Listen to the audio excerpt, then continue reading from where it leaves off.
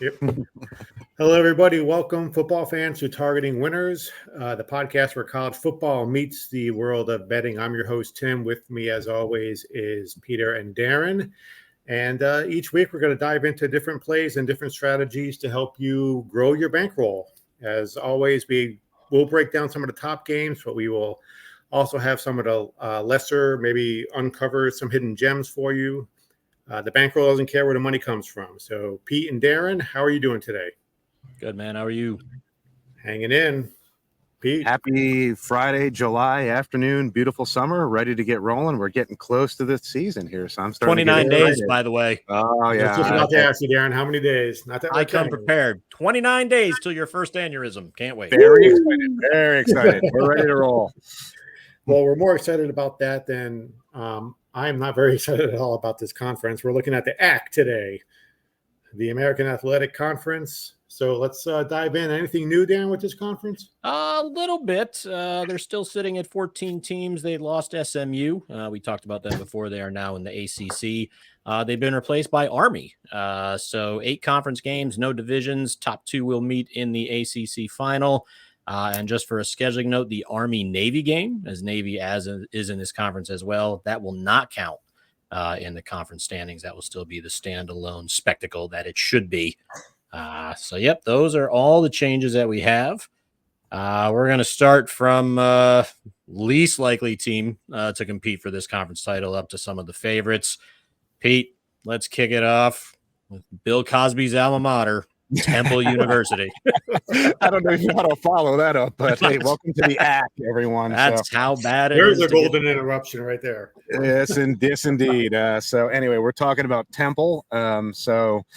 Yeah, I mean, this is a team that has been pretty bad the last couple of years. They've had 6 wins total. Their quarterback, E.J. Warner, transferred out to Rice, which we'll talk about later. So that's a really good get for them, a really big loss for Temple.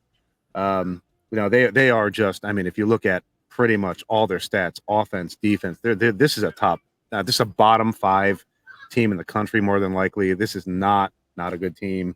I mean, they were minus 20 in turnovers last year, 120th in yards per play on defense. I mean, there isn't a whole lot to talk about other than, I mean, so they've had 86 new players over 2 years. Yeah, so they're turning, they're churning. I'm not sure where it goes right now, but I really don't see a path forward for them this year in any type of positive way. I mean, honestly, their over-under is 2.5 wins right now. I would lean toward the under. I think they might win a game. Honestly, that's about all I see. So this is just not a very good team. So let me throw it over to you, Darren.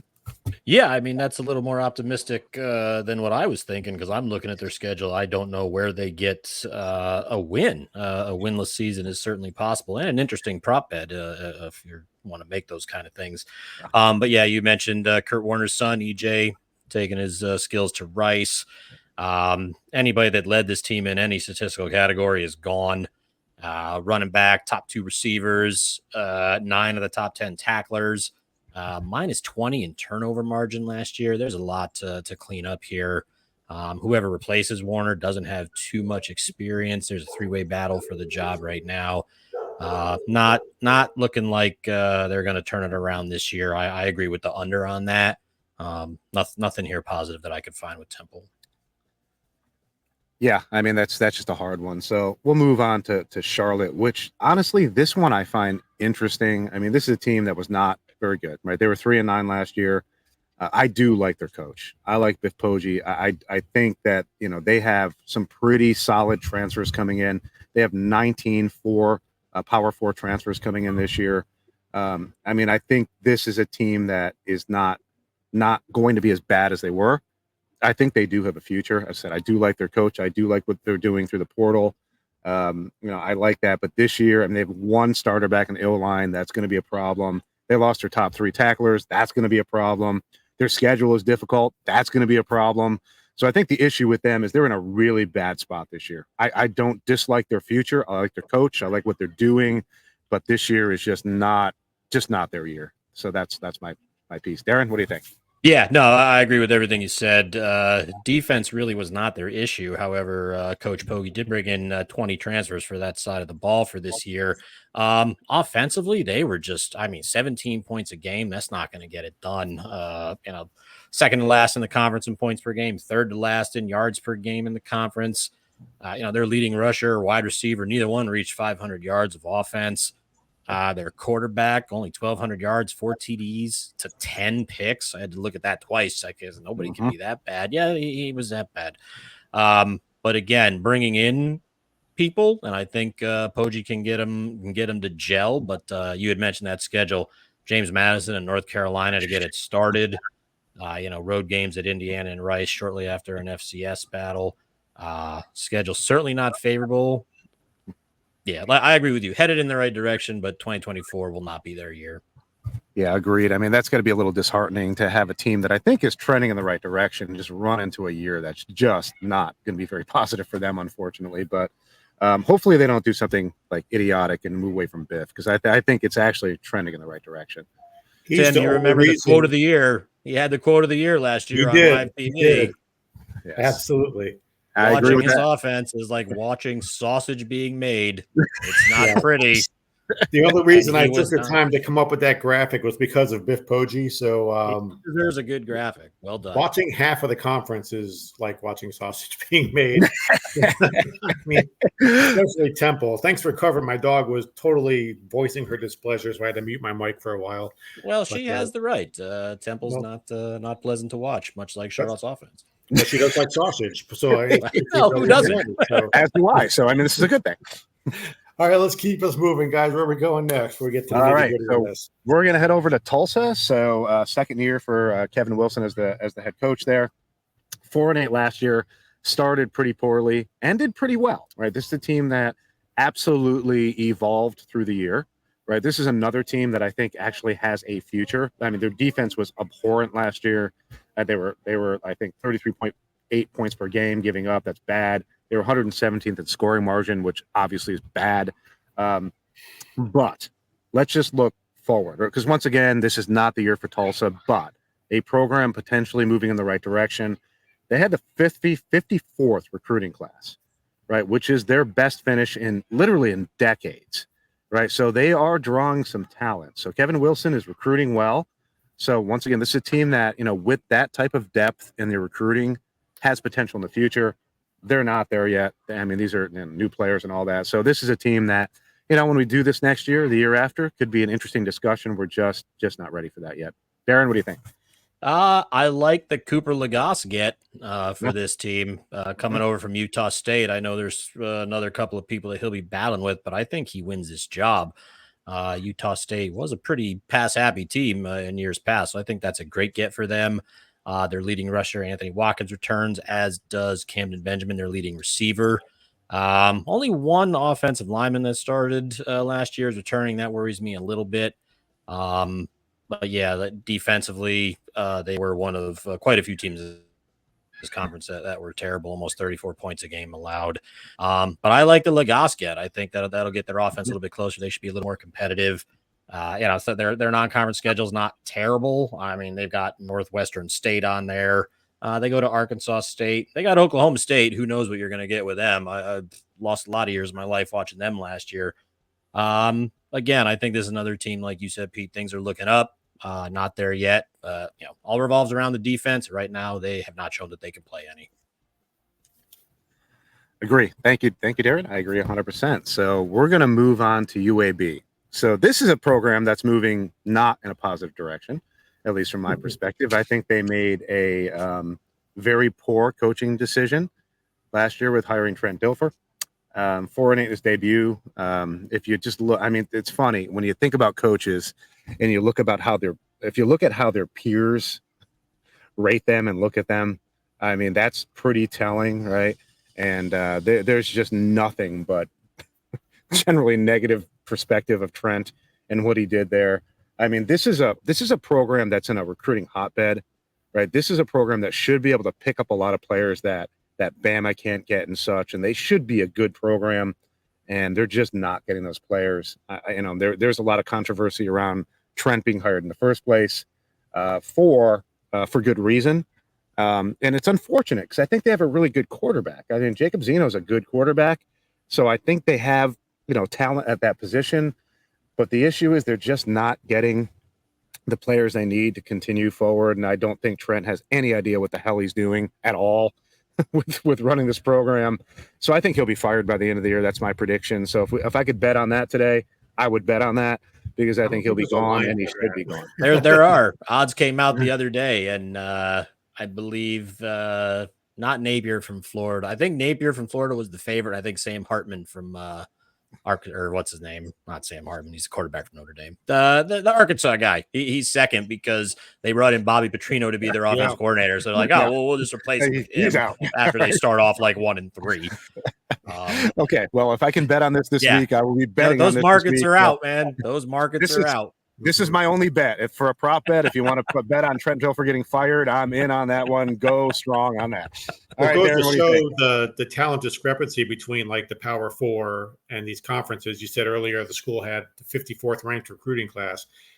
Anything like even a school like Baylor, if they had the 54th recruiting class, that guy's getting fired, and this is the best they've ever done, for that school. But like you said, that's good for a team like this. Yeah, a conference like Tulsa, that's a fantastic class for Tulsa. That's amazing. Yeah, exactly. Right? Anywhere else, you're getting fired. It's just perspective, right? Trent Dilfer is never going to have a 54th ranked recruiting class ever. I mean, that's the issue. Right, that was the only reason I've seen any UAB games last year. I was just flipping the channels, like, hey. That's Trent Dilfer. Let's watch. Ooh, let's not watch. Yeah, I mean, like you had said, a fan of Jacob Zeno. I mean, I don't know why if he can't throw the deep ball or Trent Dilfer's like, hey, I never did, so why should you? I don't know what the deal is, but 73% completion percentage. I mean, let the man throw the ball a little bit farther. I mean, his numbers were decent. The entire offensive line does return. But like we had said already, and I'll probably say a few more times, offense shouldn't be the problem here. It's the defense. This defense was terrible. Let's see, second to last in the conference in points and yards allowed per game. So until he gets that fixed, I didn't see whether he brought a whole lot in the portal. I couldn't find a whole lot of info. I don't know if that highly rated class for him involves any defensive players. I hope for his sake it does. But until this team plays any kind of defense, can't take them seriously as a conference. Yeah, I failed to mention it, but I mean, Alex Mortensen, who's Chris Mortensen's son, is the offensive coordinator here. He's done a good job. I mean, there's nothing wrong with what he's doing there. I think his head coach is a problem, and the defense, as you mentioned, Darren, is just abysmal. And you're just not going to win in any conference with a defense like that.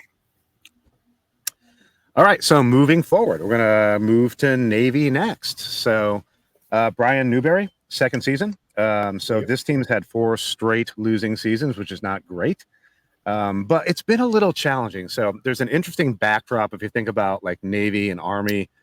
So there were some rule changes a bit ago, right, last year in terms of blocking and cut blocking and all of that, which if you think about like the service academies and how they played for a long time, this really was how they set up their offense about, being close proximity, hitting hard at the line of scrimmage, cut blocks and all that. Well, they can't do that anymore, right? So you've got both of these programs that have had some challenges dealing with that. I mean, for example, Navy had 199 pass attempts last year, which is not who they were before that, right? So this is a team that's trying to evolve into a rule structure that it does not favor them, which I think is a bit of a problem. Now, what I do like about Navy, they hired Drew Cronick, the new OC from Mercer, who has been really good. And if just kicking back to when I played football back in the day, he does a bit of a kind of hybrid T formation kind of thing, which really for a team like Navy is interesting. So I think this is a team that, once again, moving forward, they have to figure it out. It's Navy. I mean, I think they're not a bad team, but, I just think they have a lot of issues. There's a lot of moving parts this year. It's really hard to put a finger on where they're going to go. They could be a decent team. But I don't think they're going to win the conference. So, Darren, what do you think? Yeah, that's funny. My last note for Navy, I put no clue what to expect because, like you said, with all the rule changes and that offense that Chronic runs is called the wing T spread. So, actually, being as bored as I am, working from home full time, I looked into that. It's still fairly run heavy. So I don't know how much their offense is going to change. I mean, you lost your 2 quarterbacks. who were your third and fourth leading rushers. However, your top 2 leading rushers are back. Your top 2 wide receivers, granted, being on Navy, not a big deal, but pretty sure they can block. Otherwise, they still wouldn't be there. I think offensively, they should improve. Defensively, they were a decent team, and they got 7 starters coming back on that side of the ball. They did pitch 3 shutouts last year. I mean, it was an FCS opponent, Charlotte and East Carolina, so take that with a grain of salt, but still, they still shut out 3 teams last year. So there's hope here. But again, until I see what this offense looks like, if it's really anything drastic from what the service academies do, I am just avoiding this team, until I watch them or check out a box score or 2 and see what they're doing.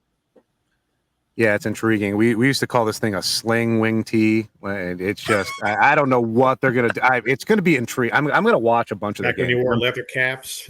Yeah, I'm just curious what they're gonna do because they're right. Yeah, the old wing tee was like old leather cap years, but turning it into a bit of a RPO type of thing, which I think they might do, will be interesting. So who knows? I have no idea what's that. Yeah, it depends who they have for quarterback. I have no idea who's even starting quarterback for this team. Exactly. I mean, somebody who's consistent, who doesn't turn the ball over, would be great. And I think it could work, but who knows? So anyway, we're going to move on to the next. North Texas, right? So North Texas. So this is an interesting team, right? This is an offense that puts up numbers. They were 17th in the nation last year in yards per play. I mean, that is significant, right? So they 34.5 points per game. So they can score, and they are going to score points. The opposite side of the ball is abysmal. Their defense was absolutely terrible. I mean, they were last or close to last in most of the categories. So yeah, I mean, they were last in a lot. Yeah, so they're going to score a lot. So is everybody that plays them. Yeah, I mean, so they're fun to watch. Like if you're bored on a Saturday afternoon, and you want to kick back with a couple of beers and watch a team like fling the ball around. Go watch a North Texas game because they're going to score a bunch and they're going to give up a bunch, and it's fun to watch. But yeah, it's challenging. They have some major roster turnovers. 54 new players this year. Right? How do you assess a team that's 54 new players? That's crazy. Right? You can't. Right? And their QB transferred to Cal. Right? That's an issue. So you got Chandler Morris coming in from TCU, who I think will be serviceable. Solid receiver. So they're going to score. I'm not worried about that. The issue is, can that defense do anything whatsoever? And if they can't, then they're just going to be the same team. So, Darren, what do you think? Really, for that one, I don't have too much to add. I mean, you pretty much nailed everything. Points and yards per game in the conference, dead last, and it really wasn't super close. Apparently, if your son's named Chandler, he can play QB here. Chandler Rogers went to Cal. Chandler Morris comes in from TCU, like you said. I don't think they'll take too much of a step back. They lost a lot of people from the skill positions. Their top receiver, who had just over 1,000 yards and 11 TDs, is gone. Their top 2 running backs combined for 1,800 yards and 12 TDs. They're both gone. The schedule doesn't really set up great for them. They host Tulane, but then they go to Memphis and Texas San Antonio. Don't see them competing for the conference title. But again, stop me if you've heard this before. Questionable defense. Don't see them sniffing the title game here. This is one of those schools, kind of like USC last year. USC of the AAC, just watch the over-under line. Bet the over, you'll win more times than you lose, that's for sure. Yeah, they'll have a lot of games in the 70s, I'm sure. Mm-hmm. Jump all over them. Yeah, once we get into the season, I like betting games like that. I mean, teams like that, because certainly the over-under line gets really interesting for teams like North Texas, because I mean the number is going to be high and it'll probably end up higher, right? And it's just one of those weird kind of things that plays out. So, all right, so moving along. So, are we talking about any good teams soon? I'm just kind of curious because there's not that many in this conference, really. You talked about drinking while watching North Texas. I kind of want to drink recording the show. I mean, this is very, very depressing.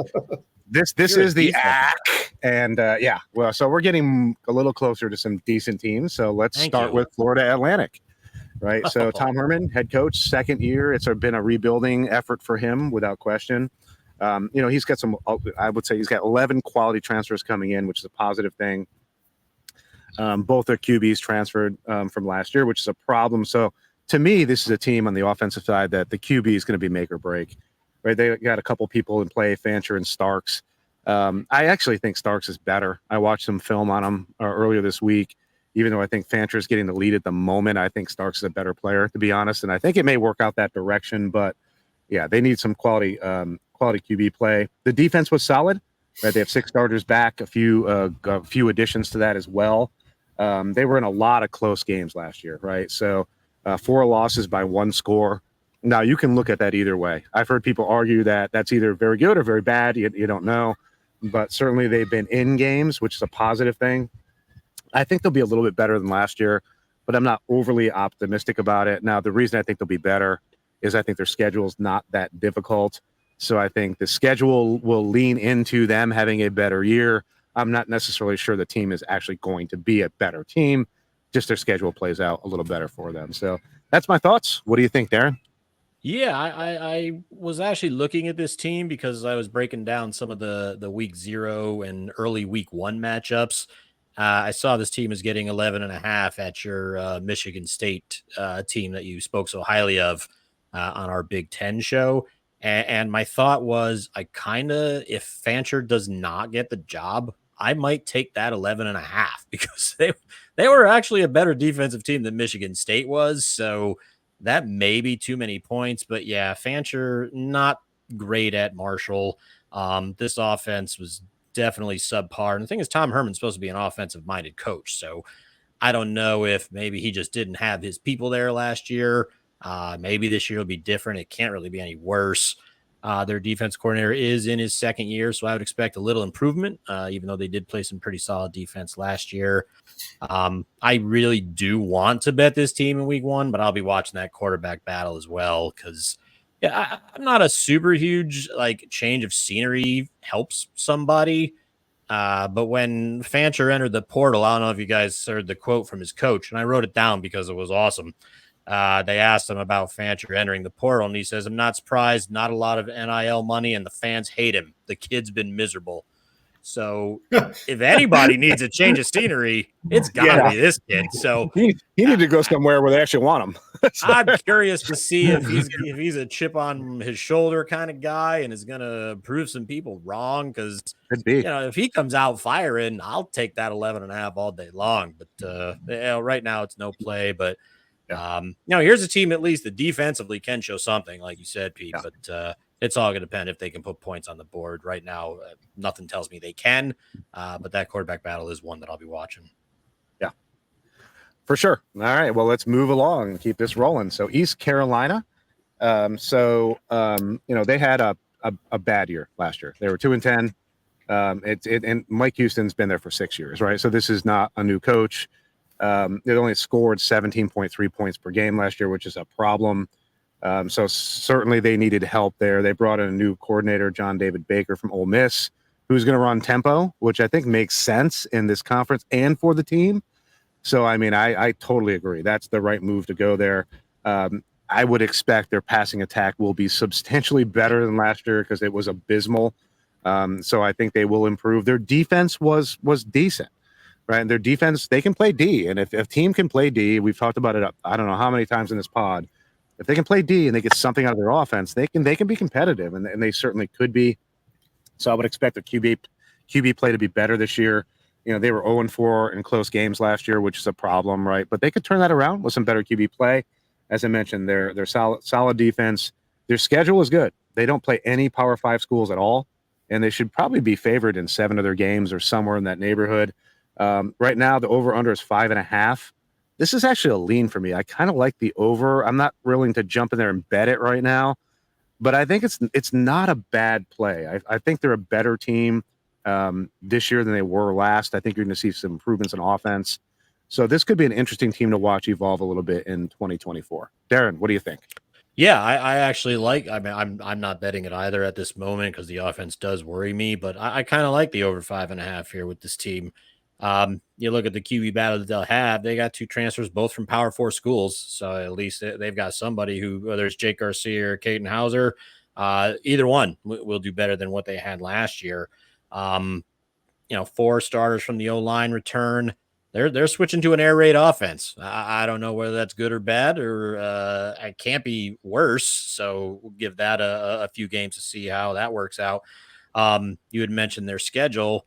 We haven't gotten to the Big Four yet, but if you look at that schedule that Tim's got up there, you don't see Memphis, you don't see Tulane, you don't see South Florida, and you see Texas San Antonio at home. So, Norfolk State, Old Dominion to kick it off. Yeah, It's not a terrible schedule. I could see them going from two wins to bowl eligibility with no problem. They got Temple in there, Tulsa in there, Navy in there. I mean, if they can get anything offensively, 6 wins shouldn't be a problem. If you do end up making that bet, I like it. I'm not making it either, but I wouldn't blame you if you did. Everything sets up really nice for this team. Yeah. We talked about multiple teams earlier on that it just doesn't set up well for them this year. This one does set up well for them this year. I mean, this is a team that if they can get any offensive production and consistent quarterback play. I was going to say, how many times we said if they can get anything out of their defense, well, this one, if they can get anything out of their offense. It's very different, but very true. Got an outside shot. All right. So let's keep moving. We're going to move on to Rice. And I just want to start with saying that Rice is a tough place to win. Rice is always in just a difficult situation in this conference. And at the same time, I think Mike Bloomgren's done a really nice job there. 6 wins last year. I mean, progression over the last couple of years, increase in wins, right? The team looks solid. So steady progression.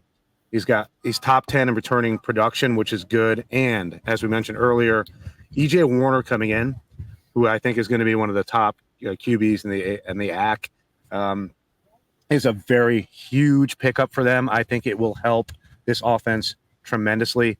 He has a solid receiving core to work with. The O-line has 3 returning starters and a couple of transfers coming in, which should help.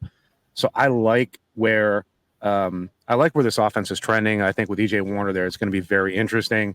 So I think there's some positive things here for a team, and once again, a place it's just tough to win in this conference. But I think they have some very positive upside. They got an interesting stat: 23 of their top 25 top tacklers are back. Right, that's pretty impressive, right? So I kind of like this team a little bit. I don't have a play on them, but I like the trajectory here for a team that, once again, is just difficult in a place to win. So it's difficult to pull the trigger on a team like that. You can see that they're getting there, but no, not yet. Not going to do it. Agreed. Darren?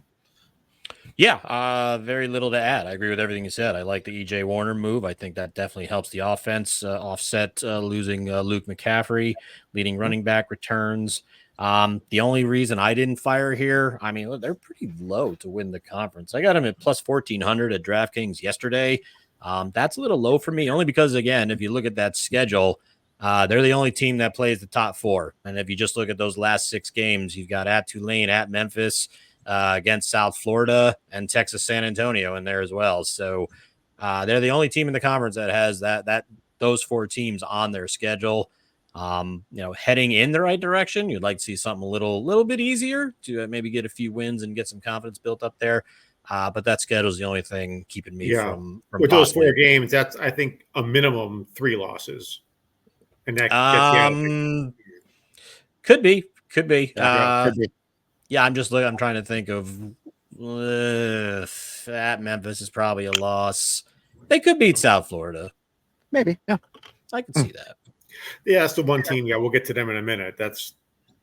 I've seen them down here, obviously in Florida for years, and that's one team that always seems to underperform. But I mean, even if they get 3 losses, they're not going to be in the championship game, so they're not going to play for the championship. So that'd be agreed. All right, so let's move on to Army first and foremost, and I should have said it with Navy as well. Hats off to our servicemen and women who are in the field out there. Thank you very much for your service all the time. So this is a team, Army here, who it's their first time in a conference in more than a decade, right? So they've been kicking around out there. They're back into a conference. I think longer term, that will be a positive thing for them. Shorter term, as in 2024, coming into a conference for the first time, as we've talked about with multiple other conferences, is a challenge. So I think that will be a little bit of an issue. I like their coach, Jeff Monken. Good coach. I think continuity, all of that's a really good thing. So, I think we will absolutely see some positive potential for them in the future. Similar to Navy, we talked about the new rules hurting the service academy. And this is even more so with Army than Navy, right? I mean, they're having issues with offense because of just the change in the rules and the way they played. They have a new coordinator, which I think could help address that. We'll see. I'm not as high on that hire as I am the Navy one, but still, that being said, I think they are adjusting to the new reality of what is college football, right, and the rules that are there. So it's going to take them a little time, plus being new in a conference. So, a couple big reasons for me why I think that they're just going to struggle a little bit this year. Defense has been decent, but you would expect that for an Army team, right? They tend to be decent on defense, stuffing the run, that type of thing. I like their running back a lot. A really good football player, Udo, really good player. The biggest issue for them, other than coming into the conference, number one, and having issues on offense, number two, is that their schedule is just difficult. So you take those three things into consideration, and to me, that's a real challenge for them in 2024, which it's going to be difficult to overcome. So I look at their future as generally positive, but this year is going to be a challenge. What do you think, Darren? Yay, we get to disagree on something and add some spice to I was the going to show. say, we're agreeing way too much. Yeah, all right. Well, that's going to come to an end here. I actually like this team this year. I mean, I trust Jeff Monken with anything. I mean, the dude can do no wrong in my eyes. The only worry I have with them is only 3 starters on the defense are coming back. But when you're a ball control offense like Army is, it's not as big of an issue as it is with, say, a North Texas who can score, on a 2-play drive every time they get out there. I actually like this team. I'm not worried about them going from independent to a conference. I mean, if you just look at some of the things they pulled off last year, I mean, they went to Texas San Antonio and won. They beat Air Force. They beat Coastal Carolina. I mean, this team is not a terrible team. I mean, and they only went 6-6, but those 3 wins were pretty impressive. I actually think that their schedule is not that bad at all. I mean, you start with Lehigh, you go to Florida Atlantic, you've got some road game, you got Rice at home, then you go to Temple and Tulsa. Okay, they're pretty terrible. You host UAB, you host East Carolina, you host Air Force. Who knows what they're going to look like this year? Now, yeah, they go to North Texas, they play Notre Dame, then they play Texas San Antonio. That's probably not a good stretch for them. But then they wrap it up with Navy again. Their total, I believe, Pete, you told me, was 5.5. And again, we talk about the schedules just quickly. Home against Texas San Antonio, no Tulane, no Memphis, no South Florida. So I mean, they're avoiding 3 of the 4 big boys. The only reason I didn't fire on over 5.5 is because I live in this hellhole known as New York State, and because that's where Army is based, I'm not allowed to. But if I send you some money, Pete, there will be a little note attached. For you. Please fire on Army over 5.5. Yeah, I actually, they're not going 9-3. Don't get me wrong there, but I like Bryson Daly at QB, man. He did a good job running that offense last year. Not a lot's changed. 8 starters coming back on that side of the ball. And I don't want to say this because we've said it 9 times already, but if they can get anything out of their defense, and actually their defense wasn't terrible to start with, so if they can just maintain that level of performance, this is a bowl team, man. Over 5.5 to me seems like why That's going to be on your shirt, by the way. Your shirt's going to be if they can get anything out of their defense, and mine will be I hate Miami. You know what? If we ever get enough people to listen, we ought to just get hats that just say. If they can get anything out of their defense, and just start selling hats. It's the conference. It's not really. It's not our choice. Yeah. It's just the conference. When we do the MAC, we might be saying the same thing in a couple of weeks. Who knows? I don't disagree with anything you said, Darren. I mean, I think from the perspective of wins over under, I think they have an opportunity to be a play on the upside. For winning the conference, no. I don't. I mean, it just depends what you're trying to do with that. Yeah. No, I wouldn't bet him for that. This is kind of similar to Florida International from the last show. I don't expect them to be in the conference title hunt, but hell, maybe they'll play Florida International in a bowl game. Who knows? That would be fun. I would love to watch that. That'd be great. We can go back to this show and be like, yeah, we called it. Right. But yeah, that's the only thing I had for this show. But yeah, my lean, if I lived in any other state that offered sports betting, I would be on Army over 5.5. Very strong lean for that. Well, very good. I will put that play in for you later on when we want to do that. So let's keep it moving to South Florida. So the southern state that Tim lives in.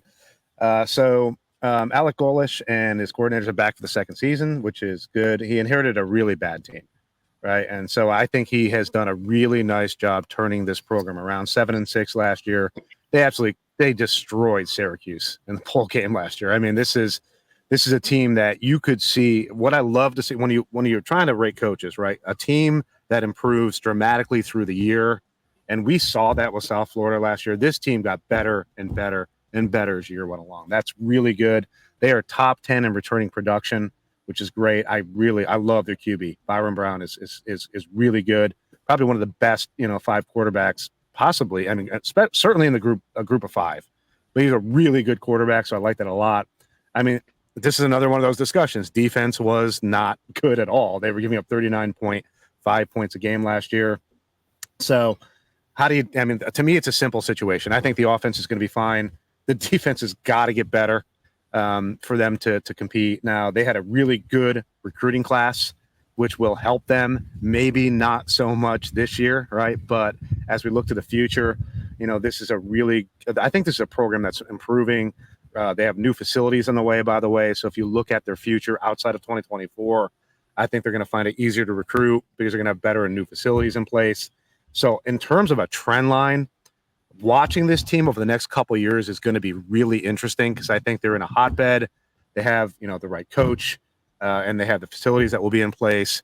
2024, they're just not quite there yet. So I think they'll be interesting, but I certainly don't see them winning the conference, and I'm not playing anything here. So, Darren, what do you think?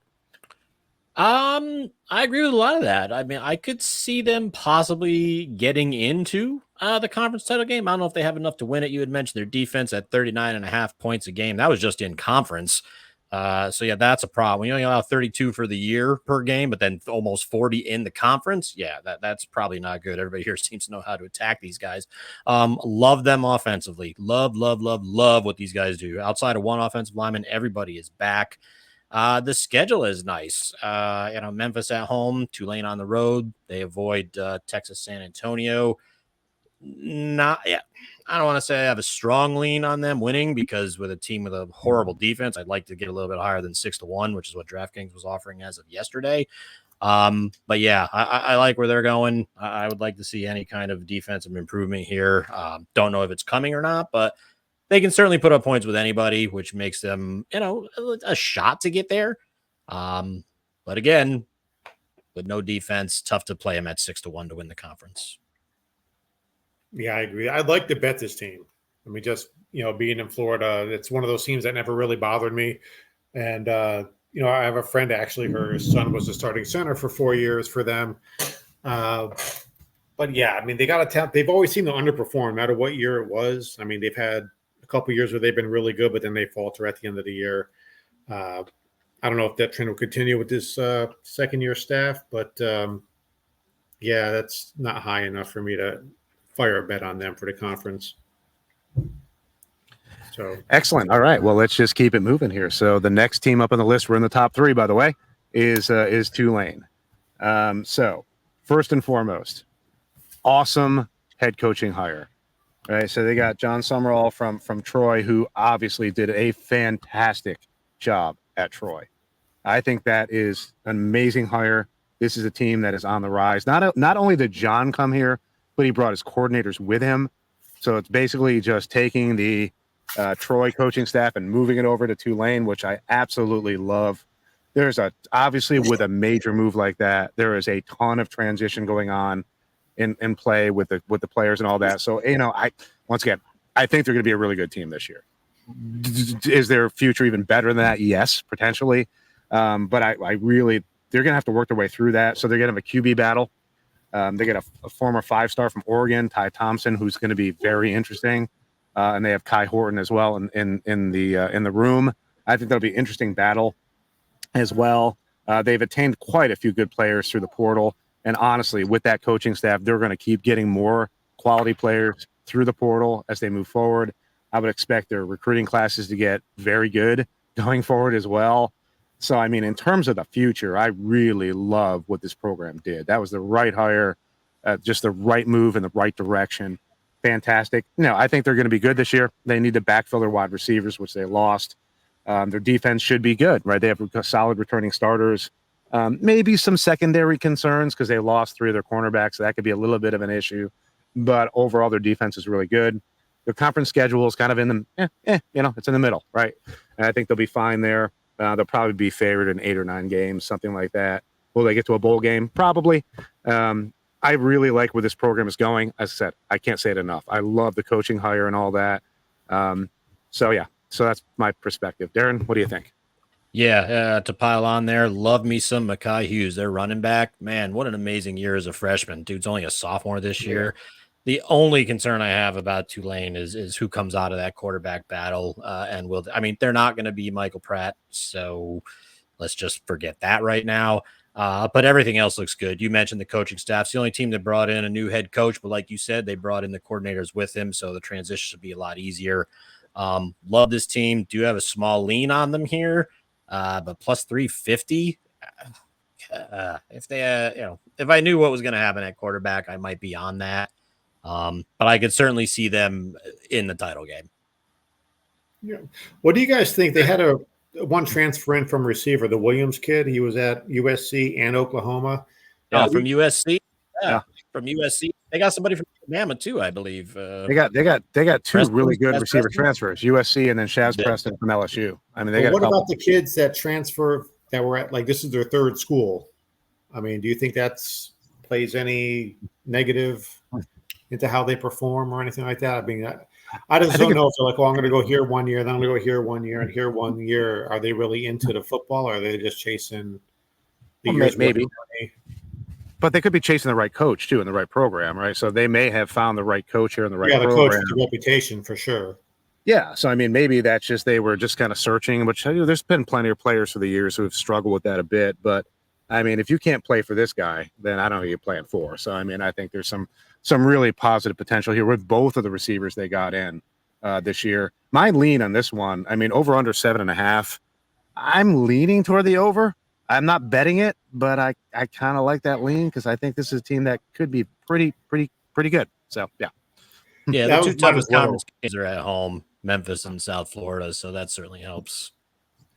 Yeah, I was leaning over as well. I'm not going to bet it, but I would recommend it. I mean, I'm not going to say that's a bad bet to bet the over for 7.5 for Tulane. So if you're out there and you're listening, you want to bet, you're itching to fire at something. Yeah, Tulane would be a good one. We're not, just because we have bankroll management, so we got to limit our that second game of the season hosting Kansas State. I kind of want to watch that.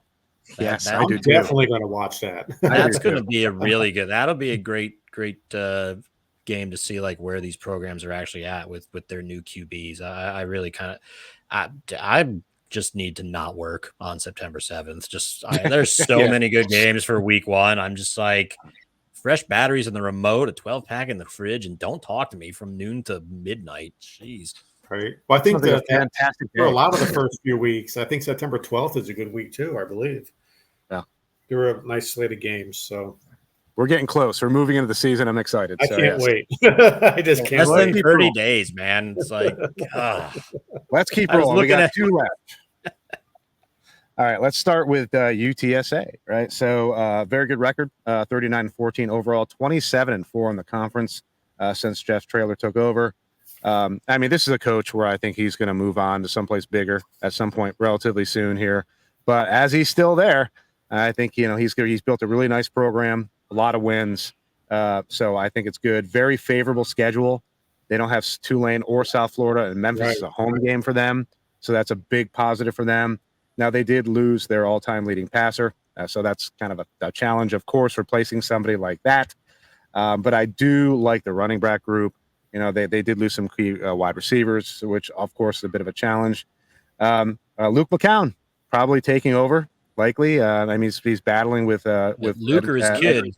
Luke's like 80. He got exactly. I mean, Luke's kid. I mean, wait, Luke's kid. Josh's kid. Which McCown kid is that? Yeah, Luke's kid is what I said. I thought you said Luke McCown's taking over. I'm like, wait, he's got to be out of eligibility.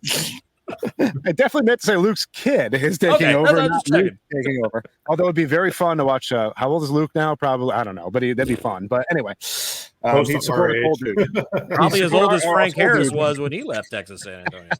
Exactly. I think they have a lot of support on offense. 4 starters back on the O-line, which is a positive thing.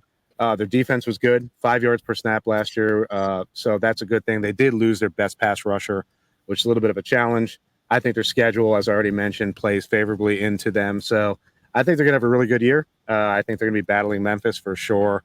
I think it'll be really interesting to see how it plays out for UTSA this year. So, Darren, what do you think? Yeah, I mean, I like what Owen McCown showed in the bowl game last year. I mean, he probably won't be Frank Harris, but I don't think the drop off's going to be that bad. You'd already mentioned the schedule. Memphis at home, certainly helpful. I like that defensive unit as well. I mean, no like super studs or anybody you can point to and say, oh, the defense revolves around this guy. Just as a unit, those 11 guys all play great defense. Curious to see if they can get a wide receiver to step up. Joshua Cephas has left. But other than that, not a lot of questions here with this team. I could see them in the title game. By the way, I bet them to win this conference last year, and didn't happen. Lost to Tulane, but they got enough to get there again. You do.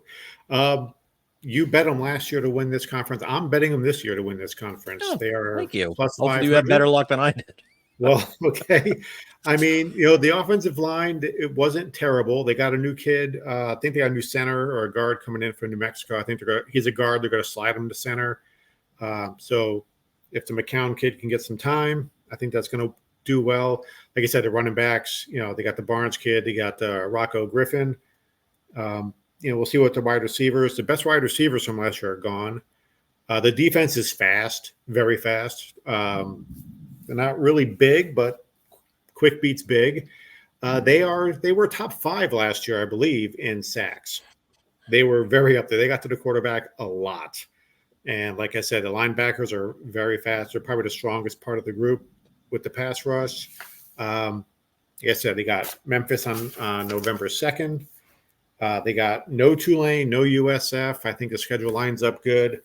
At 5-1, that's good. And it should be close enough to where if they get there, if I feel like they're not going to pull it out or something, I can maybe put in a little hedge and make some extra money that way.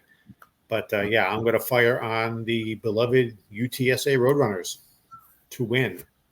Excellent. I like that. So as we said, if Owen goes down, we can always bring Luke in and see how that goes. But overall, yeah, I agree. That's a good assessment. All right, so let's move on to the last team, which is Memphis. So current favorite to win the conference. Over/unders at 9.5. So best coming off a really good season last year at 10-3. One of the few teams in the country that has a long string of bowl eligibility. They've been very successful for quite a bit of time. 11 starters back this year with some very high impact transfers coming in as well. Quarterback Seth Hannigan, really good player, obviously, right? So I certainly going to lead the league here in performance. I would expect. Top 4 receivers are back. O-line, one negative, O-line only has 2 returning starters, so that could be a little bit of an issue. There are 96 new players in the last 2 years. That is pretty incredible in terms of turn. But once again, we've talked about it before in these conferences where it's really hard to retain players. So you get this churn on a regular basis. So a couple interesting things, right? So certainly in the transfer portal, this team has an advantage over many others. FedEx has basically given the program $25 million over 5 years to go get some players through the portal. So that's been very positive for them. So certainly they've got money backing. Defense last year was a bit of an issue, 33.1 points per game. That's a bit of a challenge. Their schedule, they've got some tough games on the road this year. So for me, I think this is interesting. This is a really good team. I'm not going to say anything negative about them other than I think they're really singular focused, top heavy at quarterback. If Seth goes down, it's a problem. Their depth is greatly lacking at quarterback. So I actually like the lean on the under here. I'm not playing it. I just like the lean because even if he misses a game or two, I think it's a problem for them. And so that's my position on this team. I think they're a really good team. If Seth stays healthy, they're going to be good. If he doesn't, it's going to be a problem. So Darren, what do you think? Defensively, I can't touch his team. I kind of get why they're the favorite at plus 220. I think DraftKings had it yesterday. Yeah, plus 220. Yep. I mean, best quarterback in the conference. Don't get me wrong. Great receiving tandem. Should we say it? No. If they can get anything out of their defense. But here's the thing. I don't think they're going to get anything. And I mean, we all talk about defense, it was what gets you to these championship games, be it conference or CFP. I mean, look at their schedule from last year, right? They went 10-3. Look who they lost to: Missouri, Tulane, and SMU. What do those three teams have in common? They all played really good defense last year. So it really doesn't matter how many points a game you're putting up. If you run into a solid defense, you're going to have trouble. And Memphis had trouble, quote LeBron, not once, not twice, 3 times, and lost all 3 of those games. So, 20 defensive transfers coming in because there's not a lot coming back. So looks like the coach going to try and just throw a bunch of guys at the wall in different combinations and hope something works. But again, yeah, you're right, Tim. Until I see something defensively out of this team, I can't back them as the favorite. I mean, I like your Texas San Antonio. I'd rather play Tulane.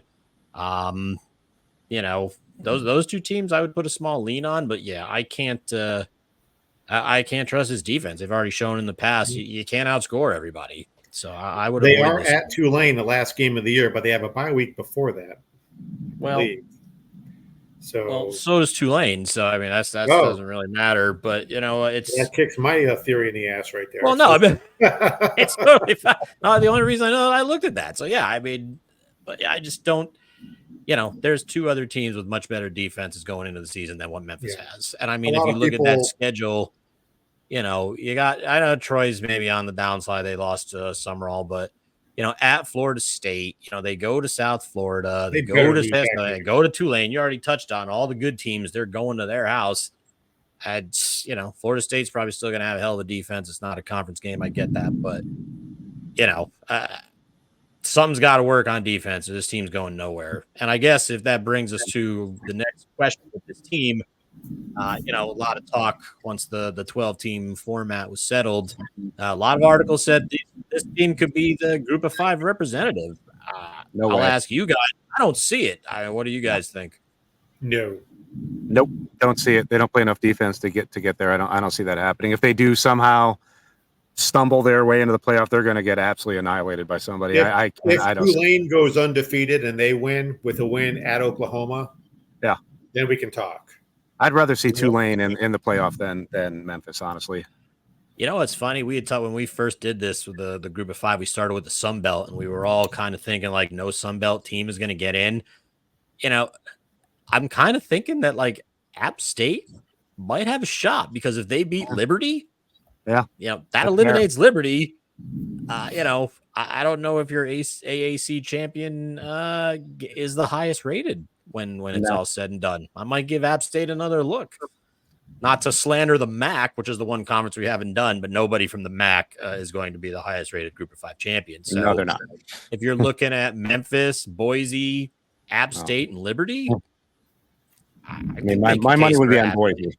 My money would be on Boise right now, but that said, right? Well, Boise's bringing in a freshman quarterback who hasn't proven anything yet. You know what I mean? Yep. It's a lot of that App State Liberty game early on is gonna play a big part in who's going, I think. Agreed. All right, so let's review our bets before we move on here. So I've got UTSA to win the conference at plus 500. And Darren, what do you got? Army over? I have no bets. I just have a fairly strong lean on the Army win total. I do like over 5.5. I think that schedule is not really difficult at all. Haven't bet it. May or may not bet it. But if Pete gets a notification that I sent him some money, he knows. That's right. I know. But right now, I have no official bets for this conference. And Pete, what do you got? I just have a couple of leans. As I mentioned, Temple is just abysmal. So 2.5. I kind of lean toward that under because I think if they win one game, it'll be their season. So I really don't see much going on there. I also mentioned I like potentially the Tulane over 7.5 lean. I kind of like that. I think there's some potential there as well. So no strong bets, but you could twist my arm into either one of those, I think, and it would be rather interesting. All right. Well, let's cut this early because we are in the middle of hurricane season, and in Jacksonville between 3:30 and 5 there's going to be a monsoon every day. It is currently 4:30 as we're taping this, and I don't know if you can hear the thunder out of my window. So before we have I another heard natural something. I thought disaster, since Pete was outdoors, it was him, but I guess it's no, you. no, we're about to Oh, once it's have a not me. monster here. So, Well, right, stay so- safe. We need you in 2 weeks when we break down the final conference, your favorite, and every college football fan's favorite. Let's be honest. the neck. All right, thank you for listening. You can also find us on YouTube, and if you're on YouTube, you can also find us on Spotify and Apple Podcasts. You can email the show at cfbdudes@yahoo.com. Find us on Facebook and X, Targeting Winners, and at Target Wins. Thank you for listening. Thank you for watching. We hope you enjoyed it. Happy betting.